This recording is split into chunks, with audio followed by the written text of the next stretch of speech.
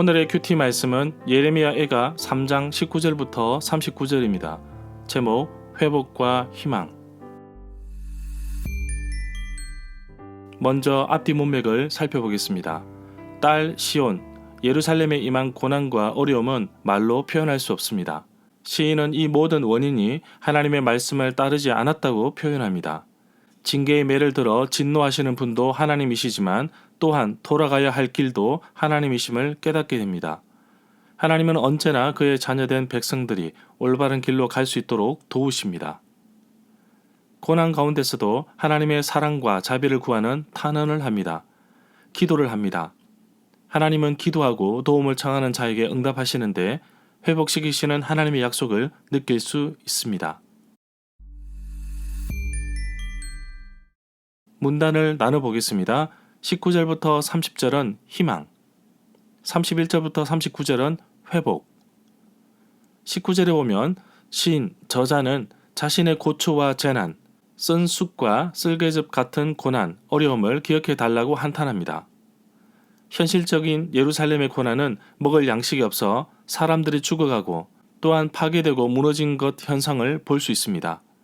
마틴 루터는 19절부터 20절 두 구절은 뒤이어 나올 하나님의 자비에 대한 고백과 미리 관련시켜 그렇지만 내가 얼마나 가련하고 고독한지 쑥과 담즙에 절에 있는지 기억하소서.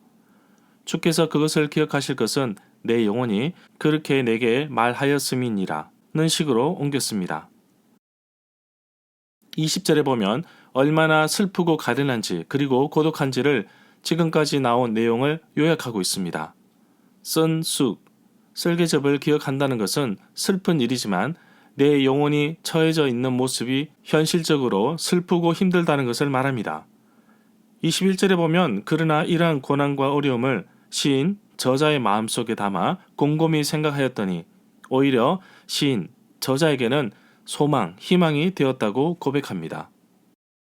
22절에 보면 시인, 저자는 자신들이 진멸하지 않는 이유는 여호와의 인자하심과 긍휼이 한결같아서라고 고백합니다. 24절에 보면 고난과 어려움 속에서 시인이 스스로 말하기를 여호와께서 내가 받을 수 있는 유산의 전부이시니 내게 희망이 있도다 라고 하였습니다. 가나안 땅을 차지하였지만 제사장들은 땅을 기업으로 분배받지 못하였습니다. 그럼에도 불구하고 이들에게는 하나님께서 몸소 기업이 되셨기에 24절에서 말하는 것처럼 제사장들, 레위 지파들의 유일한 희망이십니다. 여호와께서 아론에게 직접 말씀하신 부분입니다. 땅에 대한 기업도 분깃도 없지만 여호와께서 너의 기업이라고 민수기 18장 20절에 말씀하고 있습니다. 25절에 보면 마치 밤새 경비를 섰던 경비병이 아침을 기다리듯이 내 영혼이 주를 더 기다리고 기다린다는 시편의 말씀처럼 고난당하는 순간에도 징계를 받는 순간에도 우리는 더더욱 하나님을 찾고 찾으셔야 합니다. 26절에 보면 사람이 여호와의 구원을 바라고 잠잠히 기다림이 좋다고 고백합니다. 주께서 구원하여 주시기를 조용히 기다리는 것이 좋다고 말씀하십니다. 하나님의 신실하심을 깨닫게 되면 멀리 내다보며 기다릴 수 있습니다. 하나님은 끝까지 우리 한 사람 한 사람을 지키시고 인도하시는 분이십니다. 나의 하나님이 나에게 귀를 기울이신다는 고백을 하고 있습니다. 27절에 보면 사람이 젊은 시절에 자기 멍에를 매는 것이 좋다고 고백합니다. 하나님의 신실하심을 경험하고 느끼고 바라는 것을 젊었을 때부터 배우고 실천해야 합니다. 가능하다면 어릴 때부터 디모데처럼 말씀과 기도 속에서 살아가야 할 수 있도록 도와주십시오. 가장 좋은 것은 어릴 때부터 큐티를 하는 것인데 큐티 책만 사주면 스스로 못합니다. 부모님이 함께 도와주셔야 합니다.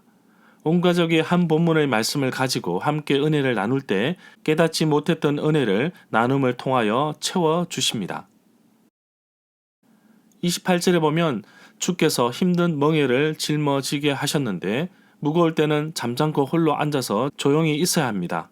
묵묵히 참고 견디라는 단순한 말이 아니라 하나님께서 하나님의 때에 일을 하시니 기도하며 기다리라는 말씀입니다.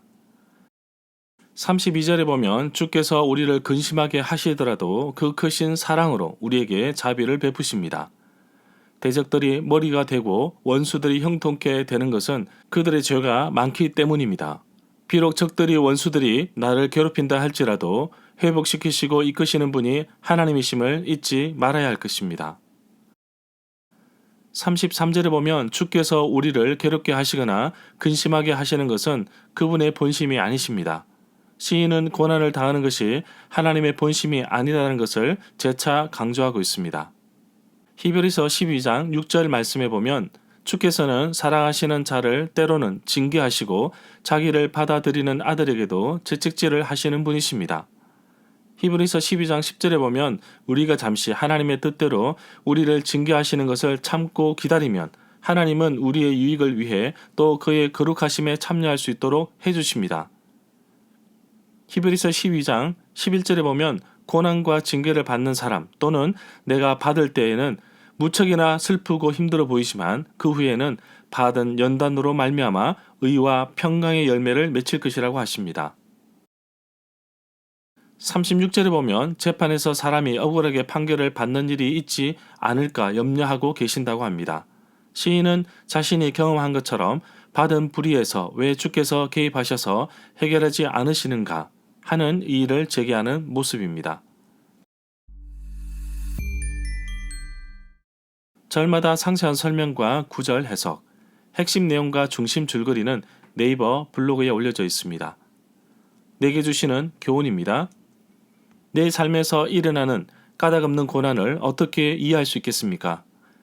크다란 하나님의 섭리와 역사 속에서 우리는 또다시 머리를 숙입니다.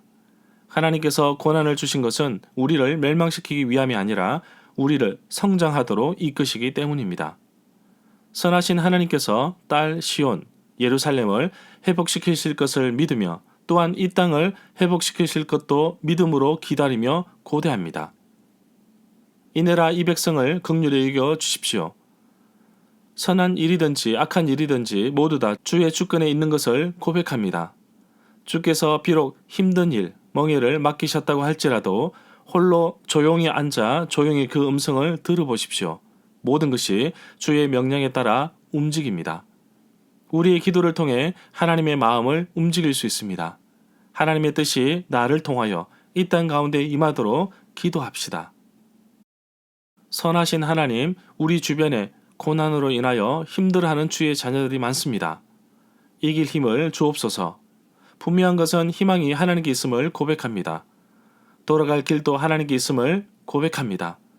이제는 슬픔과 아픔과 어려움에서 벗어나 우리 주님이 이끄시는 참된 행복의 길로 갈 수 있도록 나를 이끄시고 붙잡아 주옵소서.